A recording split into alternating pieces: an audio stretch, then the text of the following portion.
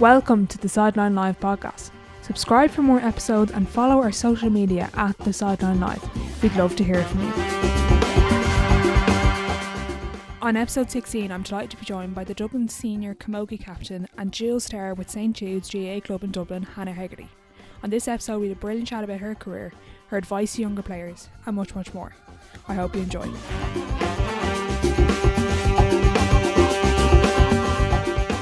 Hi Hannah, thanks for coming on the podcast. No problem at all, my pleasure. Thanks for having me. Can you give a little bit of a background to the listeners, a little bit about who you are and what you do? Yes, so I play with St.Judes GAA club in Temple Oak and have played since the academy were letting us in. So I'm probably around 4 or 5 years old. Dual player, always started as dual and still am a dual player. And started with, I think, Camogie first by a few months with the Dublin team when I was under 13, I think. And then football kicked off at under 14, and then just played up through the ranks. That has me till here in very brief. And did you play anything else? Growing up? Played basketball from first year to sixth year in school. I went to St. Louis in Rathmines.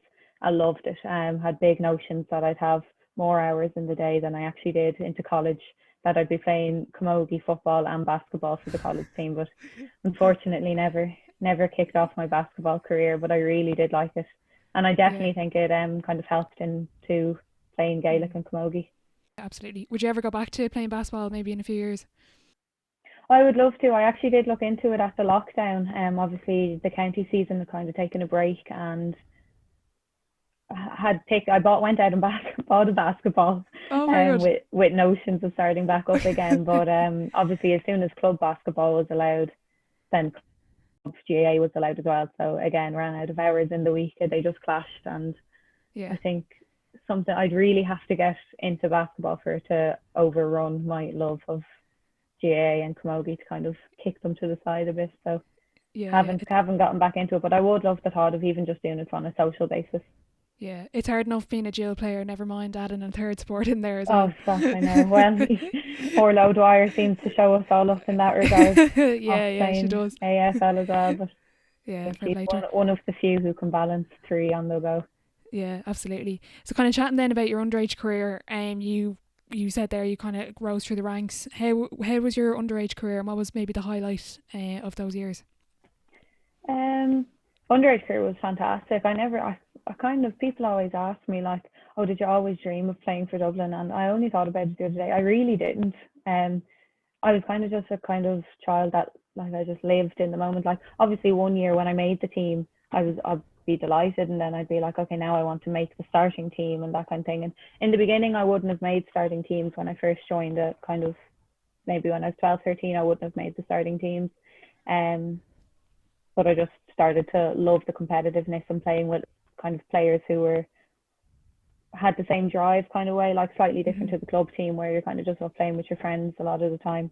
At underage, obviously there's the drive to really succeed when you join the county team, so really kind of kicked my competitiveness off, and then started making into the teams and kind of just year on year built on confidence and kind of getting better and stuff. So had really good successes, especially in the football side of things. I'm sure most people are aware of kind of Dublin underage and stuff. We weren't challenged for Leinster titles at under 14, 16 minor for a long time, but always struggled to win an All-Ireland. I've never won a football All-Ireland. I think I've made it to 3 or 4 finals and got pipped by Cork or Galway some stages along the way. So been very successful at Leinster and that kind of stage, but the lucrative All-Ireland still awaits me for football. We have won with camogie under 16. My first, very good. When I was under 15, I played up for the under 16. We were under Paul Beecher was our manager, and we bet.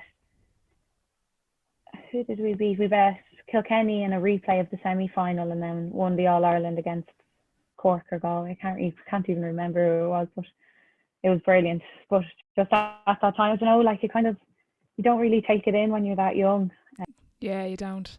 You think there's so many more All-Irelands to come and Leinsters That's and all it, this. yeah, especially when you have the success kind of that you do along the way, and not that I have much All Ireland success, but you take it for granted thinking that they'll come every year, and then as you get up to the ranks of the actual competitiveness of minor and into adult level, you realise, oh dear, we're not quite the same as we used to be, but it's always something to work towards, of course. Absolutely. And then chatting about there, you were playing dual underage county. How did you balance both? And kind of, the training sessions, would they have clashed much in the matches? Yeah, they would have definitely. I at the time kind of just went day by day and balanced the trainings out as much as I could. They did clash. I do remember times where you'd miss a match or a training to go to a match or training for the other. But I think it was just down to communication with managers, letting them know, look, this is my week ahead. And it was hard sometimes, like you're out 6 or 7 nights of the week. I'm not complaining. It was something that I chose to do, obviously, and I was loving having to get the chance to do both. But kind of, I think one of my coaches asked for my month schedule at one stage, and I think I had 1 day off in 4 weeks or something of not doing something, because actually jumping back on the sports thing, I had to go at 7th rugby as well at underage. Oh wow. So I did actually try to balance that as well. It never took my love. I was the type that got tackled and felt sorry for myself for a few minutes, so that quickly got parked. But it was at that time when I was in with them, we'd have training camps on a Saturday, and then I think I was going out playing championship matches for Camogie or football on the Sunday or something. Right, so yeah. It was challenging, but not too difficult kind of way. It annoyed me sometimes when they clashed, and the clash could have been avoided. I did have a few run-ins with managers who told me, listen, if you don't make this training, this is the consequence. And I would just turn to them and be like, well, I have a match tonight, so match trumps training, so I'm going to be going to the match kind of thing. And of course they didn't like it, but I think one thing that always helped me was, like, I really pushed myself in every training session. I wasn't the type to kind of pull out of runs or kind of give in or anything. So I think maybe my dedication to the training sessions and my commitment benefited me in terms of maybe missing a training here or there. Okay, yeah. That's but I had coaches who were quite understanding as well, so definitely grateful for their kind of involvement in this as well. Yeah, absolutely. And chatting about minor there, you were named captain for both squads. It's obviously a huge honour to be named for one of the Dublin teams, never mind both. I know, massive. That is probably one of my highlights of my underage career, absolutely. I almost felt guilty. Like, one of the managers asked me, and then straight away I was like, oh my God, like, just to let you know, someone else has asked me, like, so feel free to take the offer back kind of thing if you want. Like, but yeah. No, it was massive. It added a bit of pressure on the whole making training side of things. Yeah. But to the girls' credit, like, all of them were very understanding. I'm sure there might have been comments here or there being like, Jesus, look at your one captain, she's not here training tonight. But I think at the back of their minds they knew I was training with the other team kind of way, like. So yeah, big honour, really grateful that I got that opportunity. Yeah, the girls, they knew you weren't sitting at home watching Netflix or something. You were out training with somebody else. Yeah. And then you took a year out the following year for your leaving cert. What was you decided not to join any senior panels? Obviously, the academic side was really important to you, or were you just tired from, balancing two on the go for years? Do you know what? I had thought about it recently enough. Kind of, did I really just? I think I just used the academics as an excuse. Obviously, I wanted to put a lot of time into it, and I was always the type that committed to playing club right up until the leaving cert. I wasn't going to let that. Like, I never stopped. I think I played a match the night before the leaving cert started, like most club people. Like, so I think at the time I was like, yeah, focus on my leaving cert. But I think I did just. I'd finished minor in 5th year. I wasn't the age group where I played minor at 6th year. So I had the opportunity to kind of be like, well, listen, I don't need to jump into senior straight away. Maybe take the year and relax a bit. And I had one of the best summers ever, just chilling with friends, kind of, especially after the leaving cert as well. Like, it was just a bit of freedom. So it was, I think, backed by academics as my decision, but glad to have the bit of the break and really focus on club and just do my leaving cert at the same time. Yeah. And then I think it was 2017 you were probably going into college and doing a few things, and you decided to commit to the Camogie senior team over the football team. Can you talk me through that decision and kind of that whole process? Yeah, it less of a decision and more of a jumping at the opportunity that Camogie, David Hegarty rang me first. Mm-hmm. And because I had taken the year out the previous year, I was longing just for that county setup again of like competitiveness. So when he rang, I didn't even think kind of more of any other answer other than yes, I'd love to join the panel. Yeah. And obviously it was on a trials basis and that kind of thing, come in, play a few matches with them. But yeah, that was kind of it. It wasn't a which do I prefer, which do I want to go further in, that kind of thing. It was literally who came knocking first. And I wasn't expecting a call off either of them, to be honest. I thought you had to go search for trials and go things like seek out the training with them. So I was very honoured that Camogie rang, and then football did ring as well, seeing if I wanted to come in on a trial basis as well. So it was more so just I jumped at the first opportunity, and that's not to say I'd ever be closing the doors on football. If I got the chance to kind of go back in, it would be then a decision would be made. I think I really have to think about which one I do want to kind of pursue and stuff, and it's hard to look away, turn an eye to the football side of things with how successful they've been and just kind of the elite setup that they clearly have in the panel.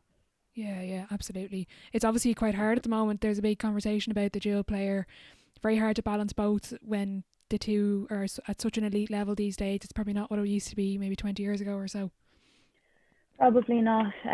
Like I always said, kind of for the past few years, I would love the chance to have a go at doing dual county. You see the girls down in Cork.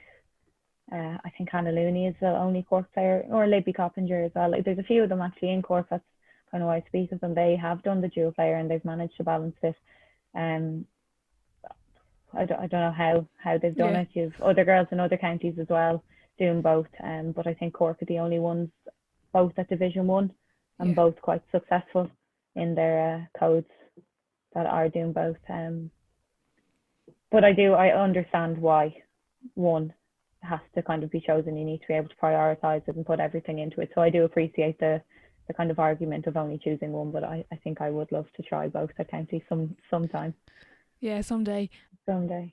Kind of chatting then about that first season with the Camogie team. Coming into the squad, you were saying you were on a trial basis and you eventually got picked and you were part of the team.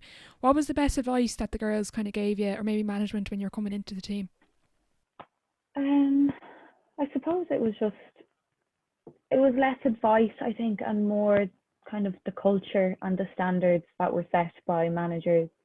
Like David Hegarty and his management had an amazing setup in there. I think the girls, we all just bought into the whole setup. Obviously Dublin Camogie had kind of been struggling for the years prior to that. So I think that the older girls, or the ones that not even older, they'd just been in the setup for a few years. I think they were just fed up with not reaping any sort of rewards when they probably were putting in massive training.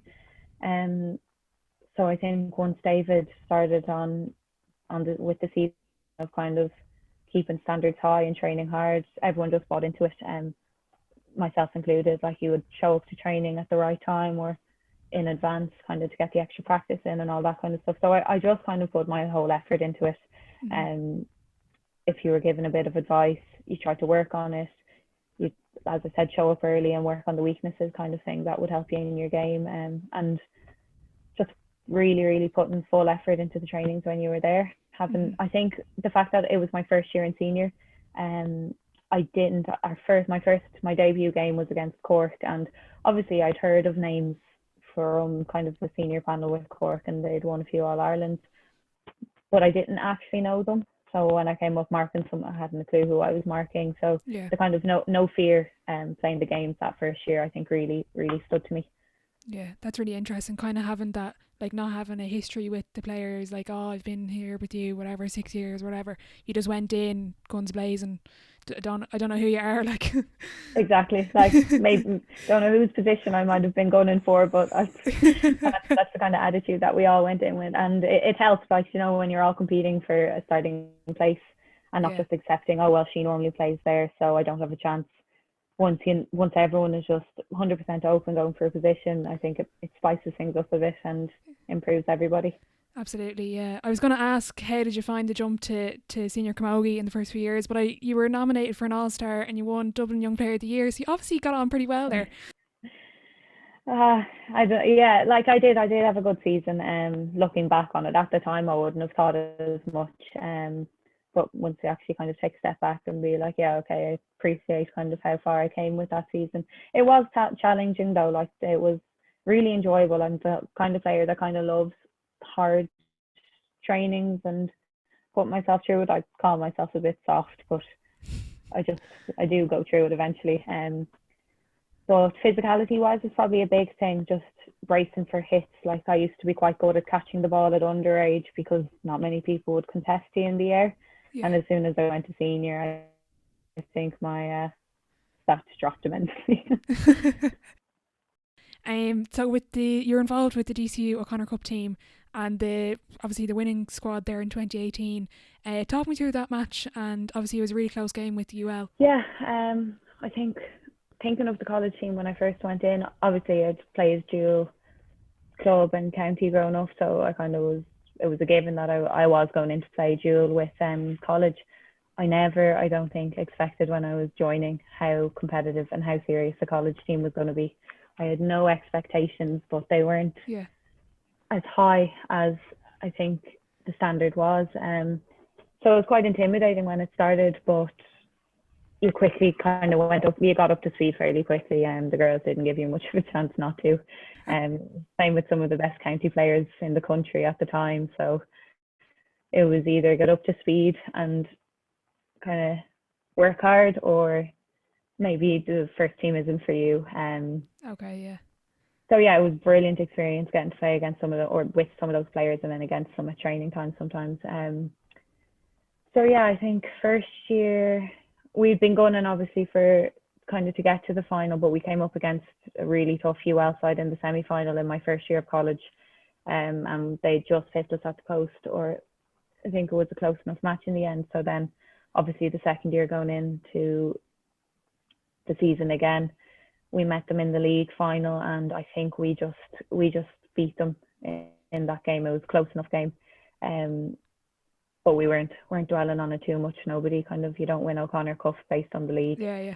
So going into the O'Connor Cup weekend, it was 100% focused on just taking every match one at a time. Okay. We didn't have our eyes set on the Sunday at all, because obviously you don't know what can happen on the Saturday, but we were luckily enough found ourselves in the final. And it was just full focus on, we were up against UL again. We'd played them that year, we'd beaten them, but they'd bet us in the semi-final the prior year, so it was all to play for. Such a tough game. I don't think we played a tougher game in my 4 years of college that I'd played. And the feeling when the final whistle went was unbelievable. We had built such a good relationship as teammates, and then with the managers, Peter, Pat, Angie and everyone. It was Aishling Maloney's iconic sin bin and then off the bench to score the winning point for us. It's definitely one of my favourite memories, I'd say, from playing in DCU, and easily one of my highlights for my whole football career, I'd say, winning the O'Connor Cup. Definitely. And chatting about there the calibre player, like I was looking at the team sheet there for that final. Oh my God, like the names on that list. What was that training like, and did you pick up any nice little tips or tricks for them? Oh, the training was the stereotypical hated each other on the pitch. Yeah. Because we played so many backs and forwards matches, and on the back team it just happened to be so that it was mostly girls from Dublin. Yeah. And then all the forwards happened to be out like country girls, so Mayo, Tip, Monaghan, Cavan. And to say the rivalry, like we had lumps taken out of us, and there was no love lost, like no referee involved either. So it was all to play for.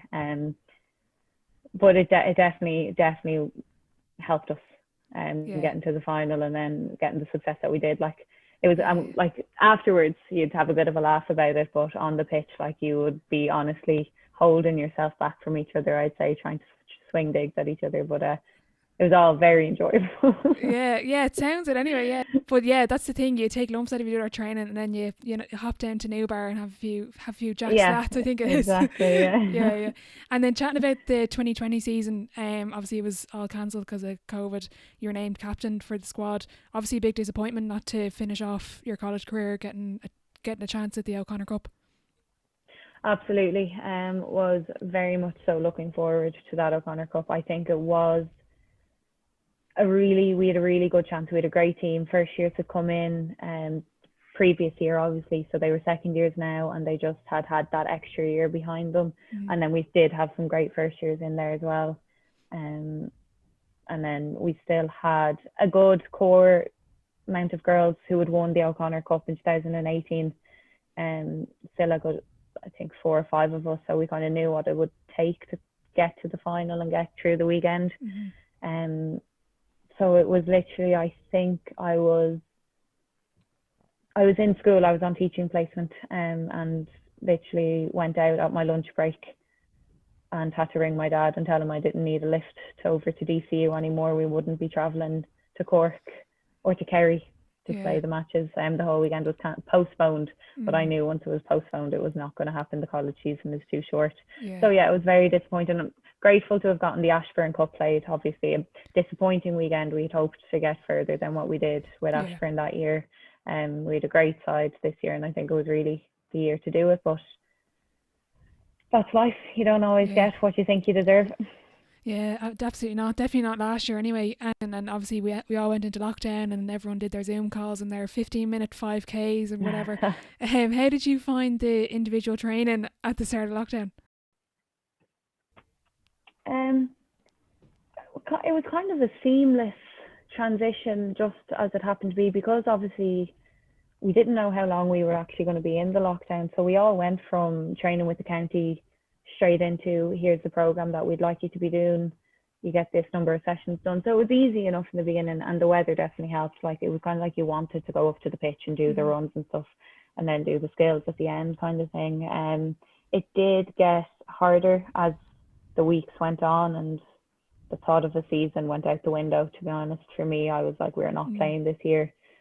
And there was no what's the point kind of thing, because most intercounty players, I'm sure that you'll ask, we don't just train to play a match kind of way. Like, it's just part of who we are. So I was still going out doing the training, but there were times where you were like, might take an extra few seconds of rest here, because why not? So in the beginning, it wasn't too bad. I enjoyed having the structure. I liked that we were given, here's the sessions that I'd like you to do, and this is exactly what you do in them. And as I mentioned earlier, I'm actually lucky enough that I do have quite a good gym set up in my house. So I was able to kind of go between running and gym strength and stuff. So it wasn't too good, and I'm grateful to have something to do as well. Yeah, exactly. Keep your mind off, obviously, what's going on. Exactly, yeah. Chatting about the skills there, I'm interested to hear, what are you, like, maybe during lockdown and compared to normal, how often are you out with the hurdy and stater kind of getting your touches in? I know that's really big for hurling and camogie.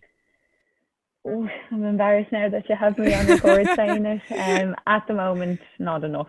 I'm not getting, I wouldn't be out with the hurl often enough. We are getting, this is an excuse, but getting the hurling wall done up in the clubhouse at the moment. So you're just kind of like, oh, there's nowhere to go up, and I don't want to go on the pitch at the moment because it's wet. But no, the past week or two I have been getting it back in my hand more often. I took a long break now over Christmas and everything, but it takes 1 or 2 sessions for you to actually remember, oh yeah, I actually love playing camogie and I love playing football.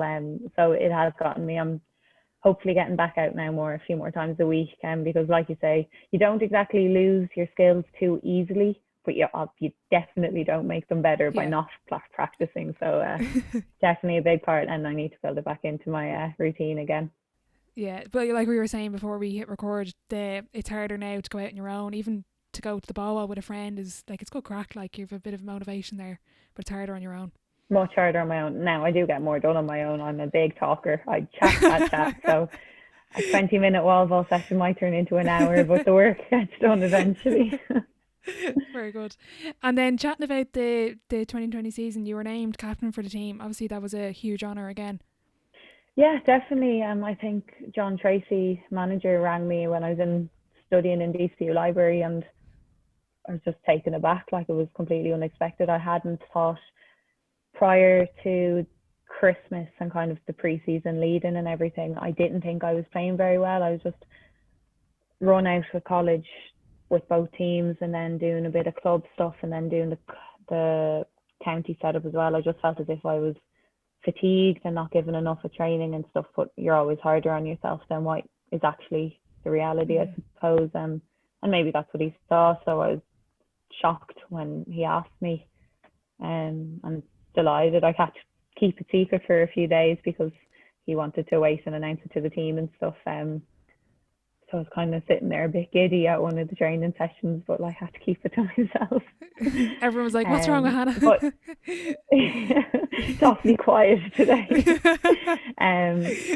But on the flip side, obviously, I loved having kind of that role on my shoulders. But on the flip side of it, like, there were so many leaders in the Dublin setup. Like, I wouldn't ever have considered myself the sole leader. There's at least 5 or 6 who could easily, if you went up to the training session, have said, she's captain, no, she's captain, no, she's captain. It was just, that's kind of the way it was, which is great. I prefer that. I don't like the thought of being a sole leader, and it rarely ever happens in a team setup anyway. So it was nice to have kind of the support of girls around me, and especially the likes of Aishling, Mara, Laura Toomey, who kind of are natural leaders as well in themselves, kind of guiding you as well.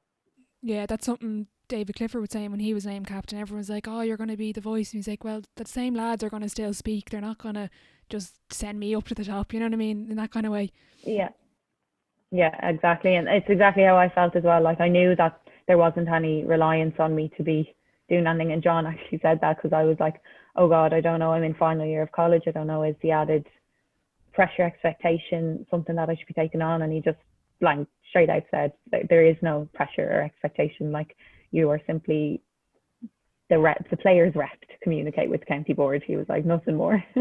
Yeah, don't get your head too big there.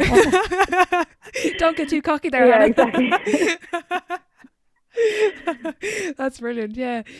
Chatting about that the 2020 season, obviously club came before county, and you won the Division 1 Camogie title with the club with St.Judes. Obviously really huge, big achievement, and a great year to cap it off with a club title. Yeah, absolutely. We had won the very first club's ever Division 1 title in 2018. So that was massive. Like, we were the first senior team ever in the club to win a county title. So making history as the girls team was massive for us. So then obviously 2019 we went out and we were like, okay, back-to-back titles, here we go. Not like so underestimating the challenge of winning a back-to-back title, especially when you're going up against the Vincent's team, who are so experienced, so skillful, and they hockeyed us the second year. So this year was kind of right back to basics. Don't get ahead of yourself. One match at a time. And yeah, we just got to the final, and we were just confident. Well, not overly confident, not cocky. It was just, we've done the work. We know what we can do. Our game plan was set. All that needs to be done now is go out and play 60 minutes. And yeah, brilliant. Delighted to be able to come out with that result, especially after the year that we'd had, going through the summer with no team training or anything, expecting not to get to play club championship. So it was a really big added bonus to the year before we went into lockdown at number 2. Yeah, absolutely. Yeah. And chatting about football, you're still playing with St. Judes with the ladies team, are you? Yeah, I am indeed.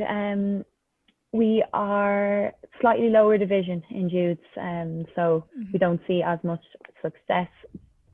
But the group of girls that we have, like, you're kind of looking at the team and you're like, how are we not winning a little bit more than what we kind of do? Like, we have a fantastic group of players. And we had a great season this year. It was unfortunate. I think we were going for the league maybe, and the league games just haven't been finished. So yeah, We got to the final, the Junior A final, and Ballantyre were a very strong side against us. We'd played them prior in the championship, and it was such a strong or a competitive game. I think it was a draw in the end, and then they just pipped us in the final. So, pipped is being actually gracious to us. They fed us well in the final. But right, okay. No, I love, like, people always turn to me being like, oh, would you not just focus on camogie? Like, your club team is Division 4 or only Junior A or Division 3, whatever it is. And to me, that is the highest grade that I can play in my club, so I consider it Senior 1.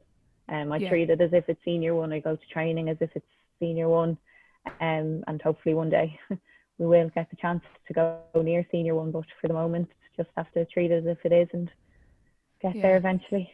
Yeah, exactly. Get through the ranks. Yeah, sorry to remind you there about the loss to Ballantyre. No bother. They were good. Yeah, they went on to the, I think it was the Leinster or something. They're a good team, but you'll be back again. Yeah, that's it. Like, we know that obviously we drew with them in the group game that we played against them, so we can get there. Just getting that consistency in our performances a bit more on point. Yeah, kind of chatting about your pre-game routine. Is there anything specific, or are you really superstitious the night before a game or anything like that? No, not superstitious. I read it was either a book or a quote or something that superstitions can actually hinder your performance. Okay. So I decided not to get them. But I have kind of practices that I like to do. So obviously get a good night's sleep, get the right food. I listen to music on the bus, but it's not a superstition of I have to listen to this song at this time or anything like that. I just do it to kind of take my mind off whatever match I'm playing. One thing that definitely helps is knowing that I've done a good week of training in the build up to it. So I will try go out nearly every day and just do something. And even if it's doing mobility or a bit of yoga, I know I've done, okay, well, that's another tick to the list of things that are preparing me for the game. So it's less superstitious, but definitely I would be more confident going into a match knowing I've done the work beforehand. Mm-hmm. Interesting there, you mentioned yoga, mobility. Would you do much of that during the season?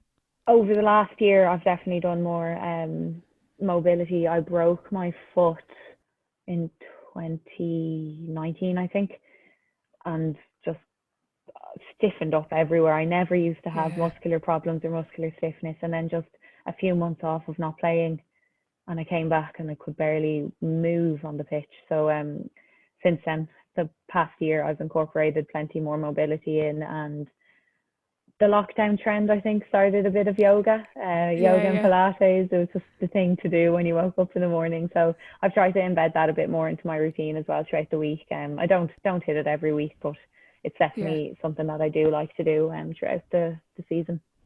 And have you seen much of a difference with it since you've started? It's hard to kind of see a tangible difference.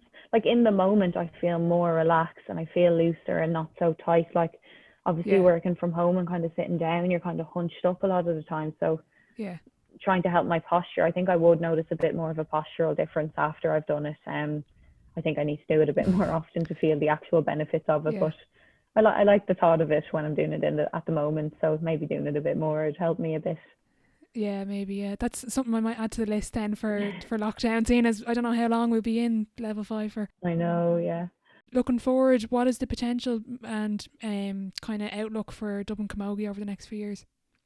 Well, the potential is just massive. It's kind of what has drawn me back to it, the Camogie, of I really want to be part of the change that happens in Dublin Camogie. Like, you look at the team and the players that are available to play, and you are scratching your head being like, how now? You can reel off a few reasons of why maybe we're not up to where we need to be, kind of thing. But seeing the top 3 teams, I'd say Cork, Galway and Kilkenny, you look at the likes of Waterford and Tipperary, who are contesting those teams kind of in semi-finals and everything, and having gotten to the semi-final and then the quarter-final when I was with Dublin in 17 and 18 with David Hegarty's management panel. Like, we know it's in us, we know it's there. So it's forever striving to kind of get back up to that level and get back up to the place where we know we can be. It just takes the time, takes the practice, takes the dedication and everything. Yeah, absolutely. What do you think is the biggest misconception about the game, or maybe the players and stuff like that? I think physicality and skill wise, like I think looking back 10 years, you might have looked at a game and be like, oh Jesus, like it's just a close your eyes and puck the ball up the pitch kind of thing. But in the past few years, like this, you could watch some games and you'd just be taken aback with the skill level of some of the players out there. And it's only increasing, it's only getting better. Plenty of players who are setting the mark and setting the standard at the moment. So I think that would be one, thinking that it's an aimless, non-contact sport, like where it's not at all. There's some great teams, great players out there who are just driving on the skill and driving on the level of what everyone else needs to get up to, kind of thing. What's your opinion on the shorts versus skort? If you had your way, would you change the rule? The footballer in me is shorts. I just find them so much more comfortable. If someone could design skirts that you don't end up having to pull those undershorts down every 10 seconds, every run you make, I wouldn't mind the skirt. I think it's a bit outdated that they're not willing to open up kind of the move. It doesn't bother me that much. I'm not pulling on the skirt being cursing the Camogie Association or anything. Like, it's just the foot. I know plenty of Camogie players who would vote in favour of the skirt as well. Okay, yeah. It's just my That's own personal interesting. preference. Because I play football, I just prefer shorts. Yeah, okay. I'm always interested to hear what the players think, but yeah, that's interesting. I'll just clip that out now and send that to the Camogie Association. And since joining the panel, do you think that the perception of the game has changed much in the wider GAA community? Maybe someone who doesn't really watch Camogie as much as a real Camogie supporter. It is a tough one. I think ladies football have really set kind of the mark on improving spectators and the pushing kind of the popularity of the sport. Like, obviously we've all seen kind of the attendances that have been at the last few finals in Croke Park. Not this year's one obviously, but like they've broken records for European attendances at a female final. So I think Camogie is a little bit off that. I think there needs to be a bigger push in getting people to watch the game. Now I don't know what the solution is to that. I think Lidl were a massive help in driving the LGFA popularity. So maybe a big push like that for Camogie could be brilliant. Now it has increased, don't get me wrong. Like, I'm very grateful kind of for the support that has been put in over the past few years, but I think we can do better. I think we can push more and get better spectators out for watching Camogie matches. So Camogie would nearly be a couple of years behind football in that support and getting the attendances up. Obviously not with COVID, but usually with the likes of the All-Ireland final days. I think so. I think they're a couple of thousand spectators behind what footballers get on All Ireland final day. I think a big drive needs to go into getting them there. Yeah, definitely. Yeah. Looking back on your career, I know hindsight is a great thing. Do you have any regrets at all about decisions or teams or anything like that? I wouldn't say regrets. I don't think so. You kind of you can't change the past. So I kind of look back and be like, well, if I didn't make the decisions that I have along the way, I wouldn't be where I am now.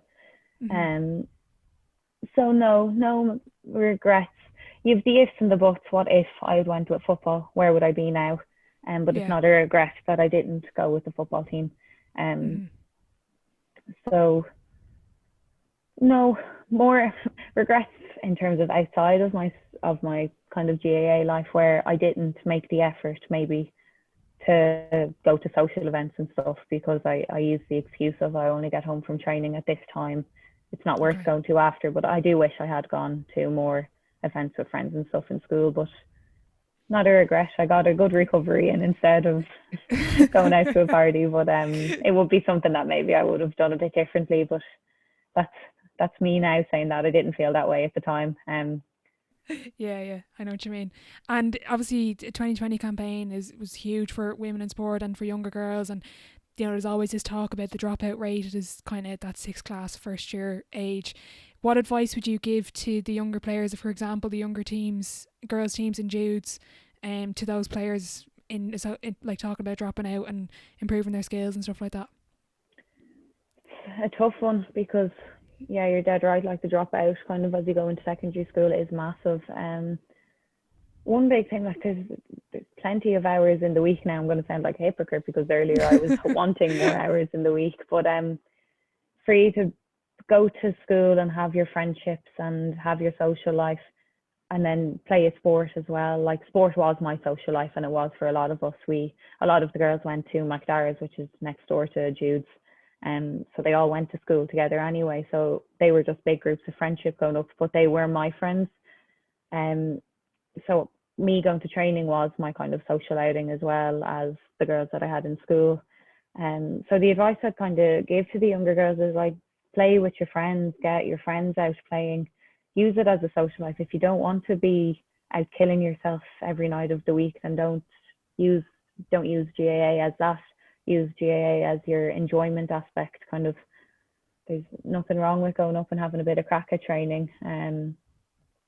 Like I think some of my closest friends, I think I counted 10 or 12 of us have been playing together from under 10s right up until now. So under, what would we be, under 24s, under 23s, like we've stayed together for that long length of time, like because we're all such a close group of friends.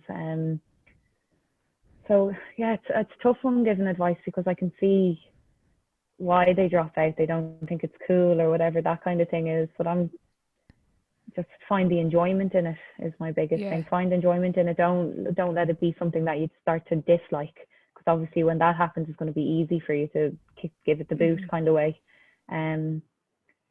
Always kind of be looking to learn more, and that increases your enjoyment. You're never, even if you don't think you're the most skillful player, I wasn't that skillful, but I just loved going out and training hard and trying to get better. Like you can always get better, even, and a senior player who's done 20 years at intercounty can improve kind of way. Like there's never a limit on what you can get better at. So I think that aids enjoyment if you're just finding something to get better at, and you start to really enjoy when you see improvements in your kind of skills and stuff. Yeah.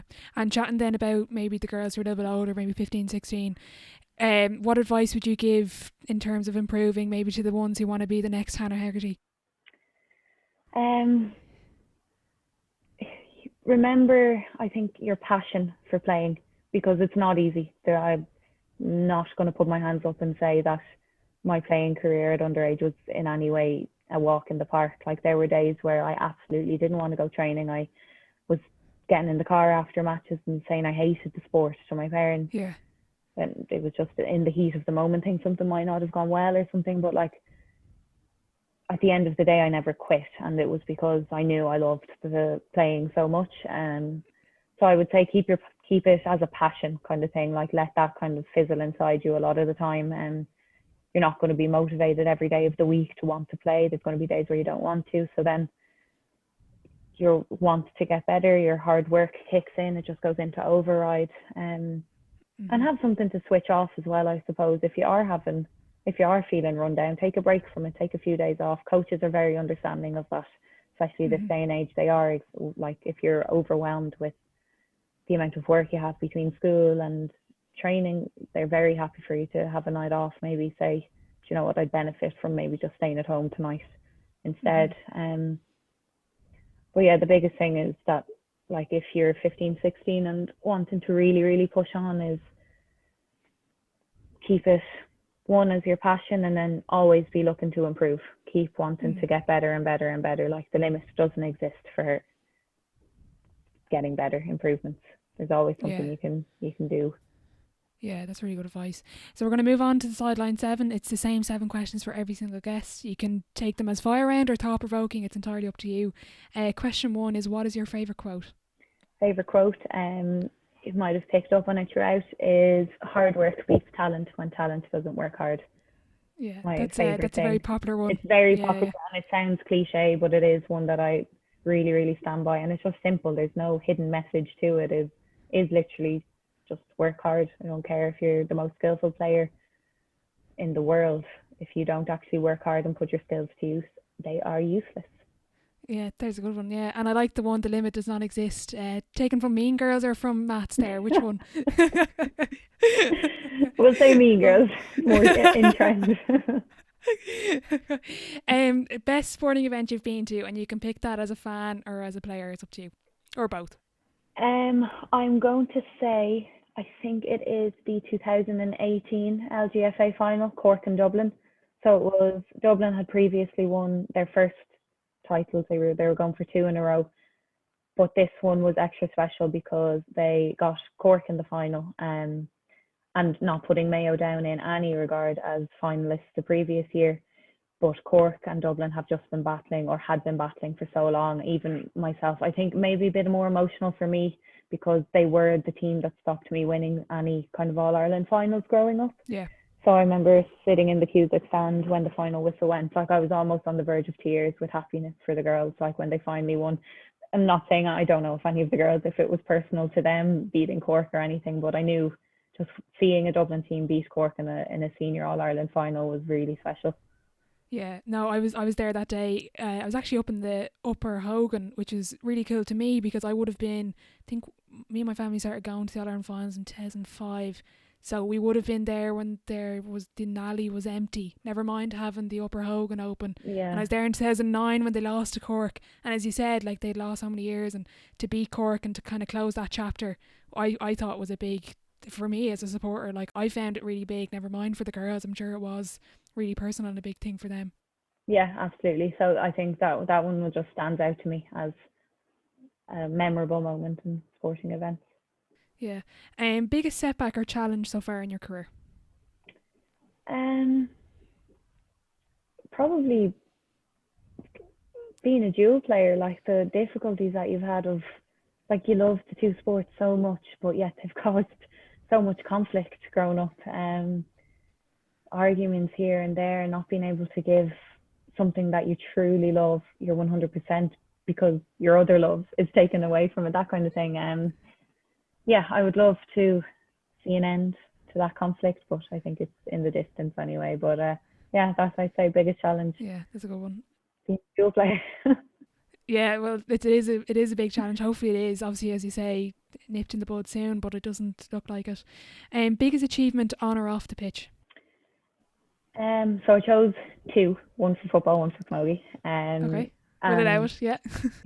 The camogie one, I think, is the win in the senior title with Judes in 2018. It was such a special moment, especially because the match went to extra time and everything against Nafina. Yeah, final whistle going that day was very memorable. And then football is the O'Connor Cup. I think they're not too easy to come by, and you only got 3 or 4 years to do it unless you go back again and again to college. But definitely another memorable moment, yeah. Yeah, 2 good wins there. Advice to your 18-year-old self, and that can be in a sporting context or off the pitch either. Would probably be listen more.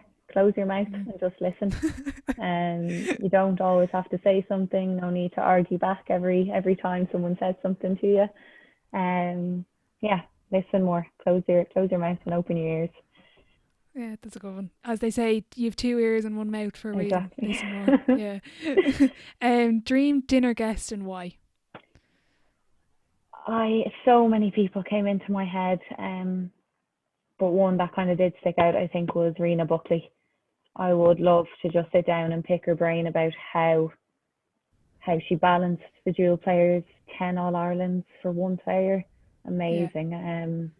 And being in that Cork setup, the one, like they won 10 All-Irelands in a row maybe, or I can't remember exactly. Yeah, I think it was something like that. Yeah. Amazing. So I'd love to pick her brain about the culture and the kind of the setup that they had and expectations, just what it was like playing in that era and balancing both at the same time. Yeah, that'd be a good conversation. Final question, if your life was a book, what chapter would this be called? My creativity would lack on this one.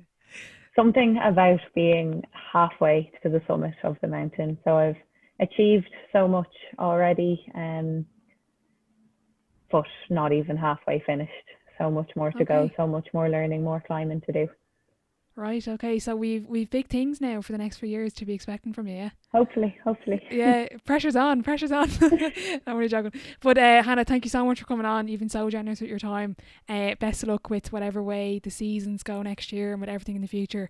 And thanks again. No problem at all. Thanks so much for having me. Very enjoyable. A massive thank you to Hannah for coming on today. I thoroughly enjoyed our chat and I hope you did too. She is definitely someone to keep an eye on with her dual aspirations and work ethic, and I just want to wish her the best of luck. If you are listening on Apple Podcasts and you did enjoy the episode, be sure to leave a rating and a review. If you're interested in starting up your own podcast, be sure to get in touch with the Primal Productions team over on Instagram @PrimalPro.